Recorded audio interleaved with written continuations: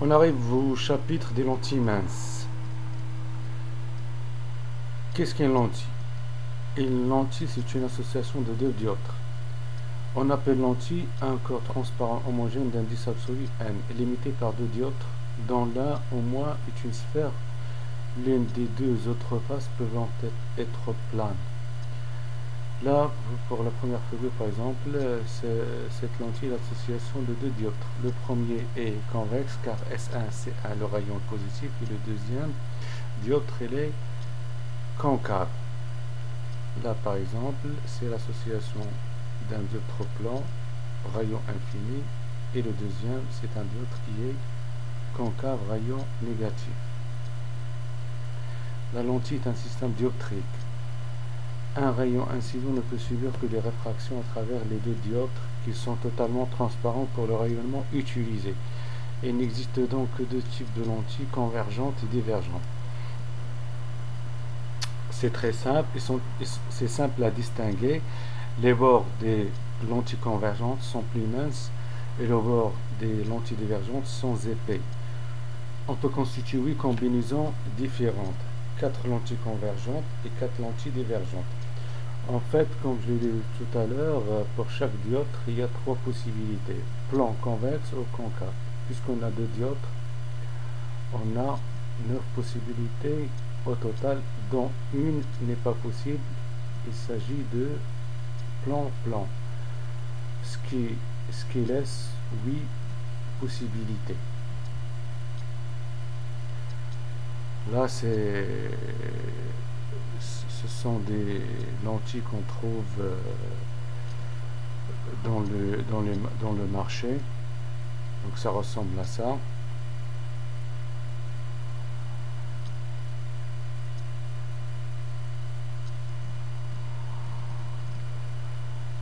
Si l'on dessine un rayon incident parallèle à l'axe optique en appliquant les lois de Snell Descartes à chaque interface rencontrée, on établit sans difficulté son trajet à la sortie du doublet. Celle-ci coupe l'axe ou au contraire s'en éloigne. Donc si ça coupe l'axe, ça veut dire que c'est une lentille qui est convergente. Sinon, il s'agit d'une lentille qui est divergente. Là, par exemple, pour le premier cas, les deux rayons sont positifs. Il s'agit de dioptre convexe avec la contrainte que le rayon R2 est supérieur à R1. Là, c'est une lentille qui est biconvexe. Le premier dioptre est convexe, le deuxième est concave. Là, pour le plan convexe, un dioptre est plan et l'autre c'est un dioptre qui est sphérique. Donc là, on voit en effet que quand la lentille est convergente, ses bords sont épais. Alors qu'ici, il s'agit de lentilles divergentes, les bords sont épais. Donc là, pour le premier cas, le premier est concave, le premier dioptre est concave et le deuxième dioptre est convexe, etc. etc. Et lentille à port épaisseur S1, S2. Elle peut être considérée comme mince, lentille mince, si son épaisseur est faible devant la différence des valeurs des rayons. C'est-à-dire la distance algébrique S1, S2 est inférieure, très inférieure devant la valeur absolue de la différence des rayons de chaque dioptre. Dans ce cas, on confondra S1 et S2 avec un point S qui deviendra l'origine commune des sommets des deux dioptres. Donc pour éviter de dessiner des symboles différents pour les 8 modèles lentilles, on utilise un symbole pour les lentilles minces et un pour les lentilles divergentes. L'orientation des flèches rappelle que la lentille convergente a des bords minces, alors que la lentille divergente a des bords qui sont épais.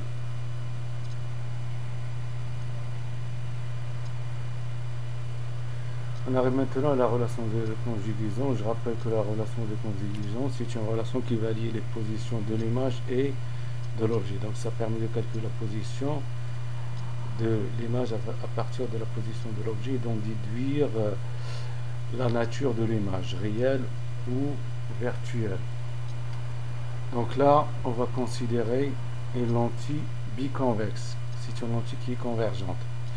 On va considérer un objet ponctuel qui est placé sur l'axe et on va former son image. Considérons, on a dessiné sur la figure, il y a un rayon qui arrive avec une incidence et rencontre les dioptres en I1 et I2. O, il est dévié. Donc il va converger et il va couper l'axe principal.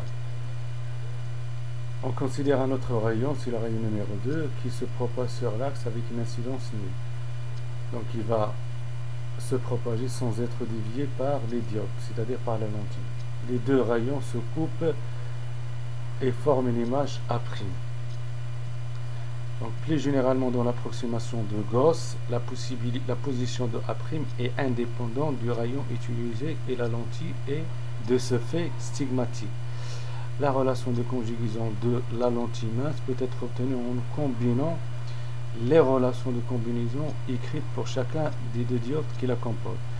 Pour retrouver la relation de conjugaison de la lentille, il suffit de établir la relation de conjugaison de chaque dioptre. Donc pour le premier dioptre de rayon S1C1 et le deuxième dioptre de rayon S2C2.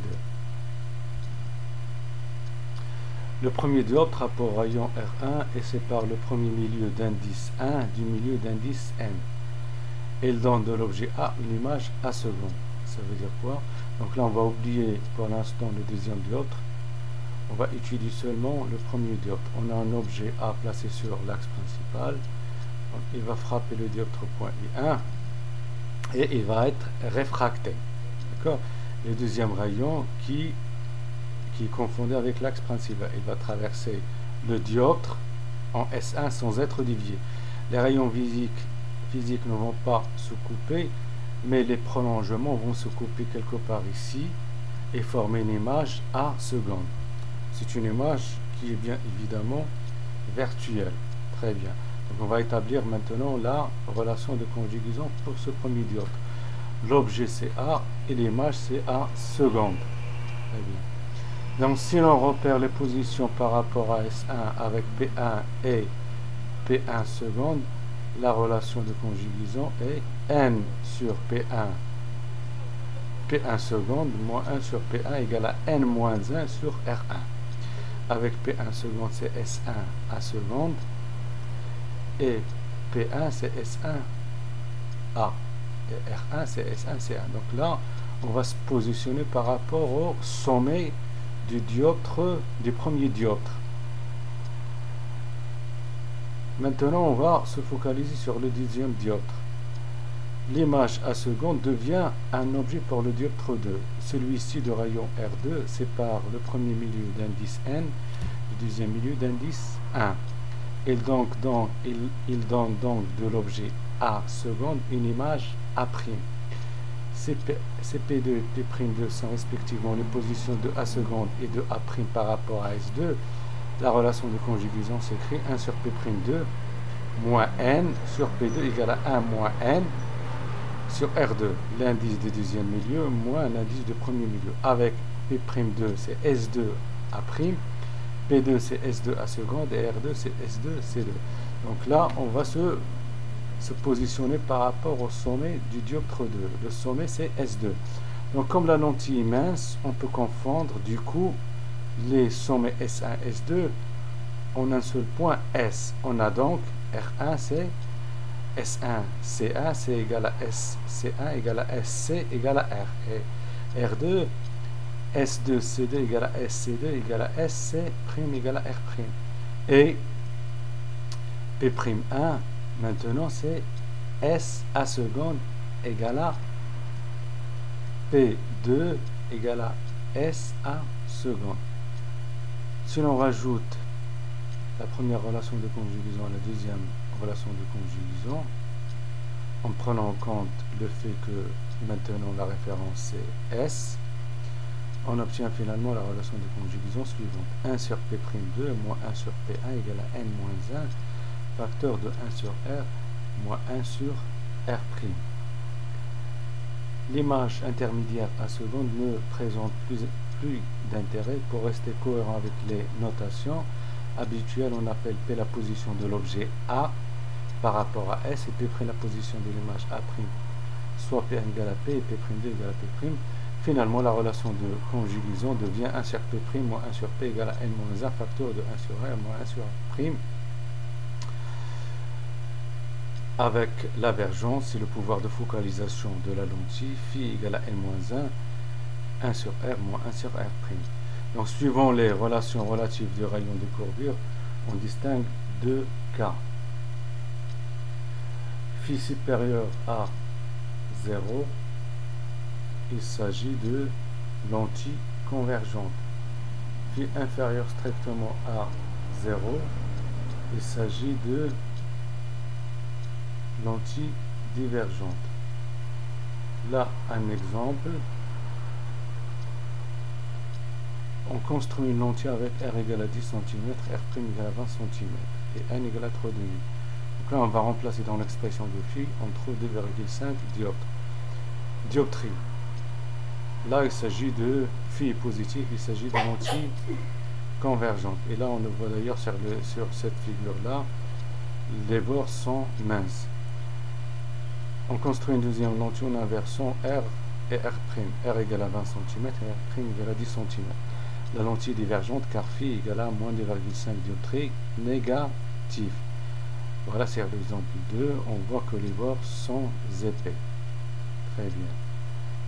Quand on fait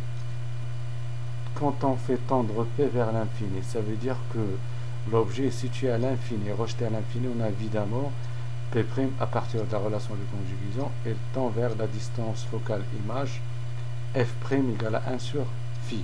Donc quand l'objet est rejeté à l'infini, son image est dans le foyer image.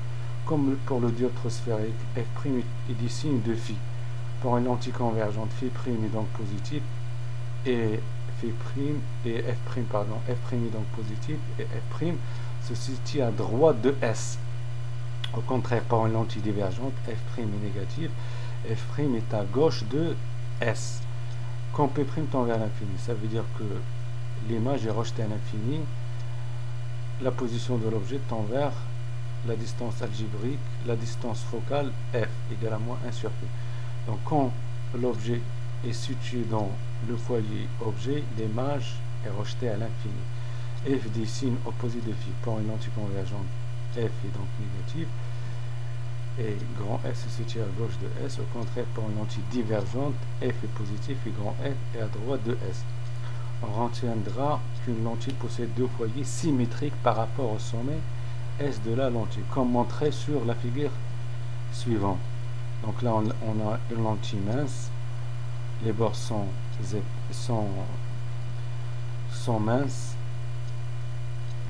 On a le plan focal objet, c'est le plan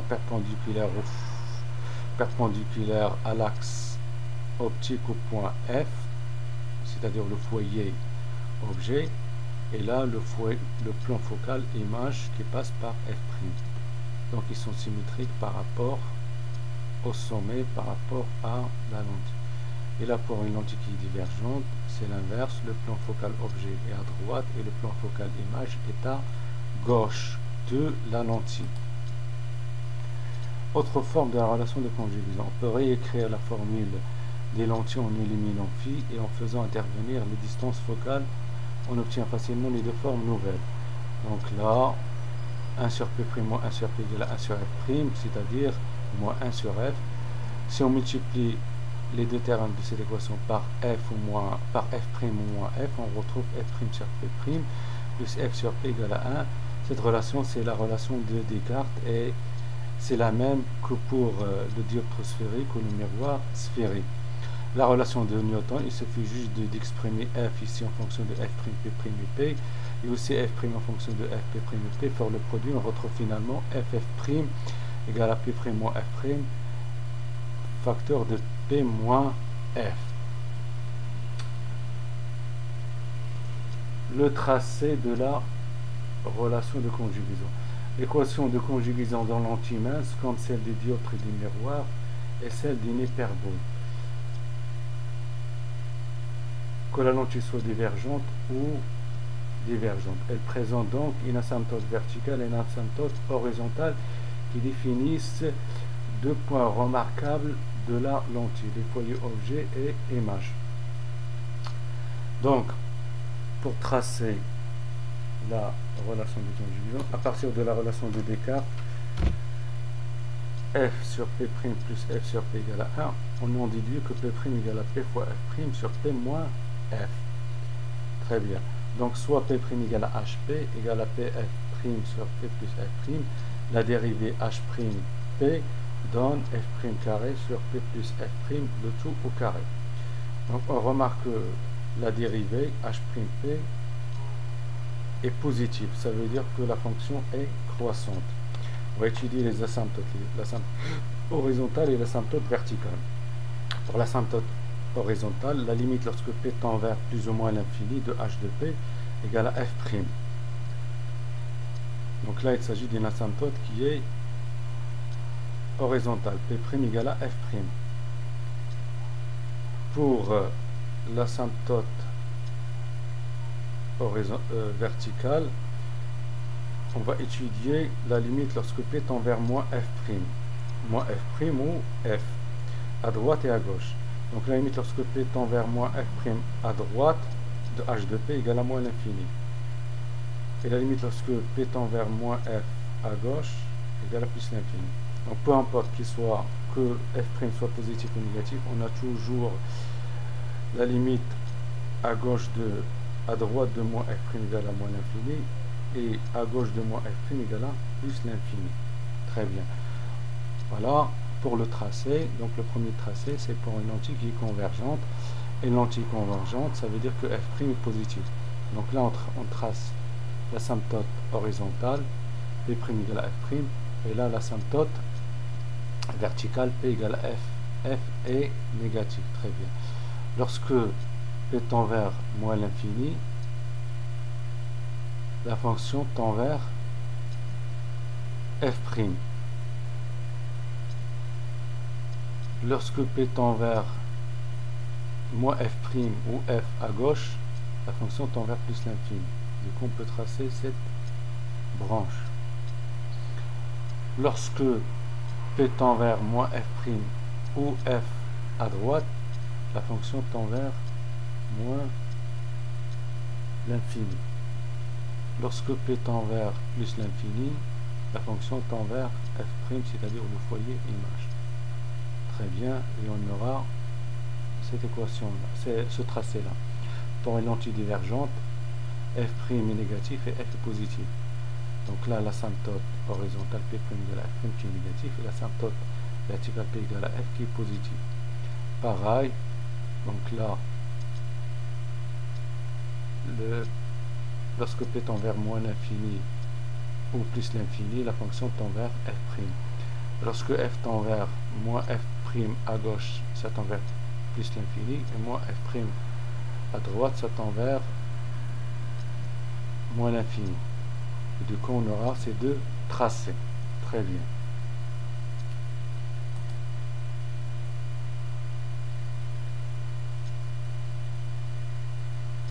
Maintenant,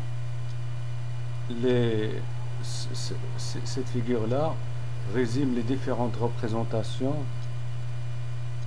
des différentes possibilités offertes par les lentilles minces convergentes et divergentes. Pour les lentilles convergentes, on a lorsque l'objet la position de l'objet P va de moins l'infini à F, la position de l'image va de F' à plus l'infini.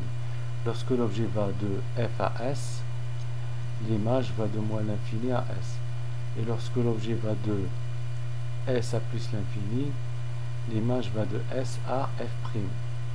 Donc ça, c'était le cas des lentilles convergentes. Dans une lentille convergente, lorsque l'objet va de moins l'infini à S, l'image va de F' à S. Et lorsque la position de l'objet va de S à F, la position de l'image va de S à plus l'infini. Et finalement, lorsque la position de l'objet va de F à plus l'infini, l'image, la position de l'image va de moins l'infini à f'. Bien évidemment, lorsque la position de l'objet est négative, il s'agit d'un objet réel, et lorsque la position de l'objet est positive, il s'agit d'un objet qui est virtuel. Par contre, lorsque la position de l'image est négative, il s'agit d'une image virtuelle, et lorsque la position de l'image est positive, il s'agit d'une image qui est réelle. Très bien. Voilà, on va s'arrêter là pour cette séance.